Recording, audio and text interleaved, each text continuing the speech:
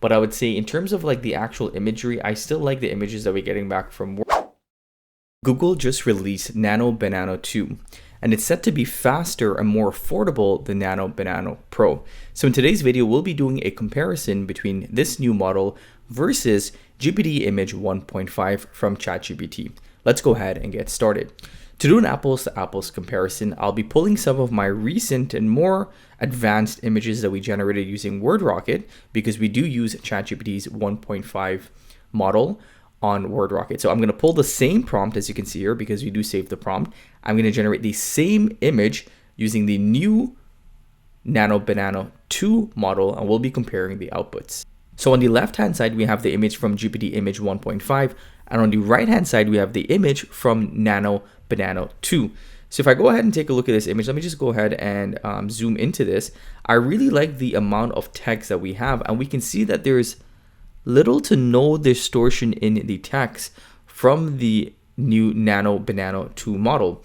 While on the image that we get back from GPT 1.5, again, there's still no distortion, but we get a lot more image. Like the image is just a little bit more busy that we get back from Nano Banana 2. So I would say that this is kind of going to be based upon preference. If you like something that's a little bit more simple, I would definitely say that you would like the GPT image better. But if you want something that's a little bit more advanced imagery with more information and more going on, then the image from Nano Banana 2 is better. So I would say in this test, it's kind of a tie. Again, there's no distortion from the images that we got back from GPT 1.5. And it also, both of them follow the prompt pretty well. This would be a matter of preference. Let's go ahead and do another test on this image of the CN Tower and a house to kind of see how it compares. So here's the image from GPT 1.5. Again, we get a similar image. On the right hand side, we get some text. I do like the image from Nano Banana 2 a little bit better, for the reason like I don't really like the background of the image here with the text. I think the background looks a little bit sloppy. But when we actually look at what we got back from GPT image, it's very clean and much easier to kind of read through. But for the image that we got back from Gpt-image 1.5, which is on the right hand side right now, I do like the condo and the CN Tower a little bit better than what we're getting back from Nano Banana 2. But again, that is just preference. I think the perfect image would have the CN Tower and the condo with the text that we got back from Nano Banana 2. That would be the perfect image and the best of both worlds. But again, I would say pretty close to determine which one is outrightly better. Let's try to compare a cover image now between the two. On the left hand side is the image that we get back from GPT 1.5, and on the right hand side is the cover image that we get back from Nano Banana 2. For sure, I would say I prefer the Gpt-image 1.5 image. I don't really like the text here as much, but I do like the logos. I find that the logos look a little bit better from Nano Banana 2, but also the logos look pretty good on Gpt-image. So again, I would give it to Gpt-image 1.5. We're going to do another comparison with this image. This is the image from GPT 1.5. Again, I'm trying to choose images that are a little bit more in depth to compare. And on the right hand side is the image that we get back from Nano Banana 2.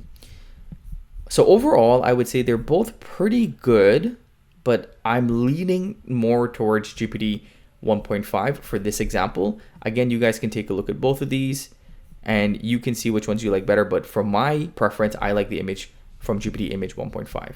And here's the last test in which we'll be doing. This has a map of Toronto and it has some information. So I'm interested to see how Nano Banana 2 will do when it comes to actual maps. On the right side, we have Nano Banana 2, and on the left side, we have Gpt-image 1.5. So again, we just get a lot more text and icons on Nano Banana 2, and I also really like the map that it did. But if you take a look here, it says Toronto, which doesn't really make any sense, and this is GTA, which is also doesn't really make much sense in terms of the map. But I do like the kind of flow chart and the little icons that we're getting back. But for me, again, my preference is going to be Gpt-image 1.5. I think the quality of the image from Nano Banana 2, as you can see when we expand it, the quality of the image is better. So the resolution is better from Nano Banana 2. But I would say in terms of like the actual imagery, I still like the images that we're getting back from WordRocket when we're using Gpt-image 1.5. I would suggest that you guys try it out for yourselves to see which imagery type you like the best. For me, I still would have to go with GPT 1.5. I think it's better, but the main difference is that the quality or the resolution from Nano Banana 2 is actually better than what we're getting back from GPT 1.5. And also you can download images in JPEG from Nano Banana 2, while all the images from ChatGPT's image model are .pngs. JPEG files are smaller, especially for your website, so it doesn't take up a lot of space. So that is an advantage as well that we get back from Nano Banana 2. But overall, I still like Gpt-image 1.5, and we're going to continue to use Gpt-image 1.5 in WordRocket until we feel as though Nano Banana 2 or there's another comparable model is there, then we may add it in as an option for users. Hope that you guys enjoyed today's video. If you did, let me know by giving us a big thumbs up, and I'll see you in the next one. Take care.